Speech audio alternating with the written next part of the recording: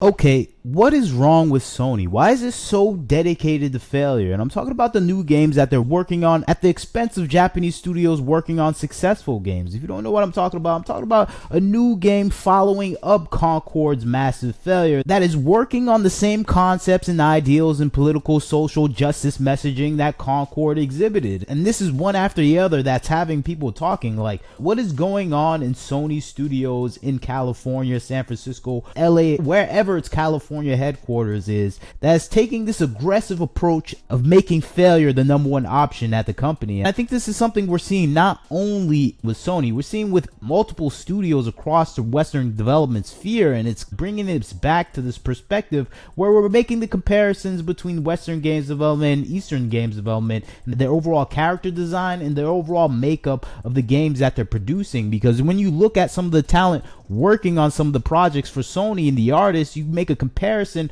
between American artists and Korean artists, there's a stark difference. You see the talent difference right there, you see the aesthetic difference right there, and it has you thinking, what are these artists, what are these developers, what are these executives working at Sony thinking about when they're hiring people that obviously have no taste for character design to at least attract customers to actually play your game? Because that was the chief thing wrong with Concord, the poor character designs. And now I'm looking at the lead designer of Concord and her overall character designs, and you just have to look at it and think, okay, you see the Asian perspective in artistry where things are more feminine, more attractive. Then you see her perspective on the same characters, and it has all the hallmarks of what we saw with Concord. We see her stripping away any forms of femininity, replacing it with masculine bone structure, giant jaws, overall poses that show more aggressive stances, and finally just distasteful to look at. When you look at the picture from the American artist, from the Concord artist, it's just something where you look at it and think, what is wrong with this picture?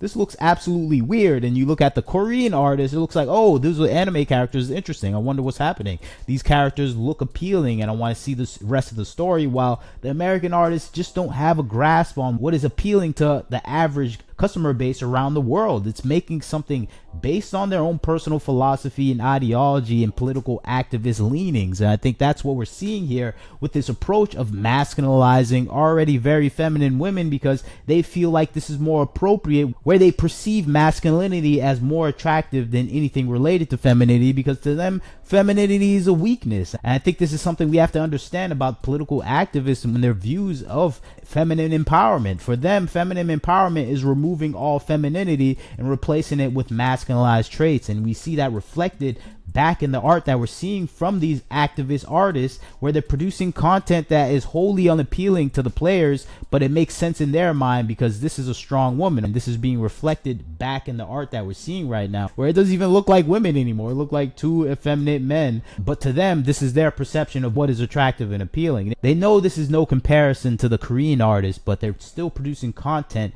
based on their ideology because they don't care about the outcome of the game. And I think this is reflected back on what we're seeing happening with Sony as a company, where it's investing hundreds of millions of dollars into these terrible projects that produce nothing based on an ideology. Because you just don't go out and buy an entire studio based on a whim. They bought this studio because they thought they had the political activist ideals that they wanted to inject into Sony Corporation. And now we see how those ideals play out in the open market, and it resulted in a $200 million failure for Sony. And I think that's an end result Sony wasn't expecting. But however, Sony's in too deep. That's why they're continuing on with this game called Fair Game. It's a game based on anti-capitalist messaging that we usually see with a lot of these political activist games. Of course, the main character is predictably, obviously, a black female character, because that seems to be the focus of all political activist content now, where it's trying to appeal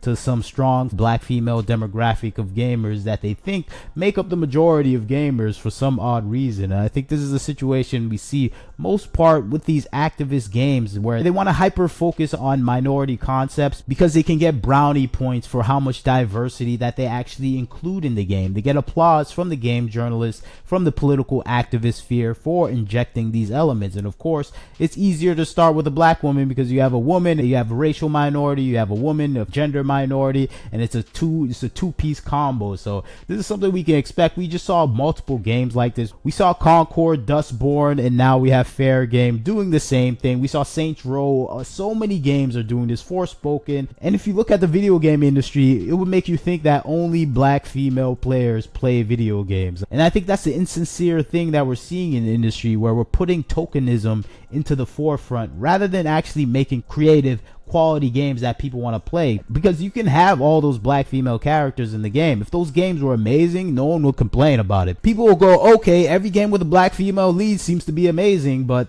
that is the opposite of what's happening. Because what we're seeing happening in these video game studios, they're putting their politics, activism, tokenism, gender, racial policies in the forefront rather than the quality of the game. So the quality of the game is the last thing they're thinking about. And it's reflective in what we're seeing with the gameplay and the response from the game players. Where we're playing this game, we obviously see no one cares about making the game because every character design is ugly, every gameplay feature is uninteresting, and the overall story is a complete waste of time. That's why it's never a good idea to mix in these politics with gaming, because these people that are now focused on politics, they don't care about games. They don't care about the development of the game. You're bringing in people that put that in last place rather than in first place. And I think if you had these same people that had this idea of creating something with more diversity, more gender, racial politics in the game, if they put the gameplay first, you're gonna get an amazing game. And I think that's what you got with Baldur's Gate, and that's what you get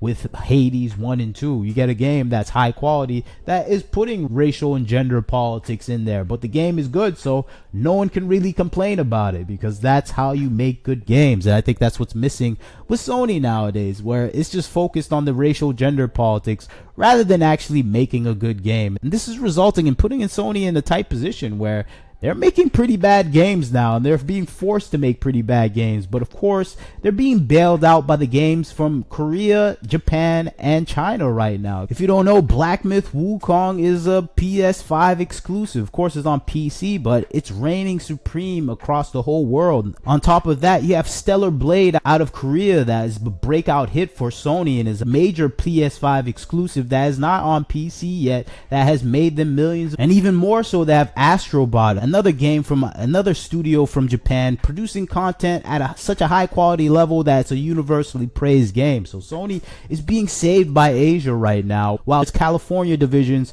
are producing nothing but bombs and absolute disgraces for the video gaming industry. So Sony is kind of dedicated to making these terrible games, but they have an out right now because Korea, Japan, and of course China are bailing them out with massive successes. So this is an interesting time for Sony, where everything in America is failing for them, but nothing in Asia is failing for them. And I think it may change their perspective on what they should reinvest in. At least that's what I'm hoping. But you tell me what you think about the situation. Why do you think Sony is dedicated to failure, and why are these American artists so dedicated to making ugly designs? You tell me. You leave your comments. Like, comment, share, subscribe. This is Wagner Knows Why. Catch you next time.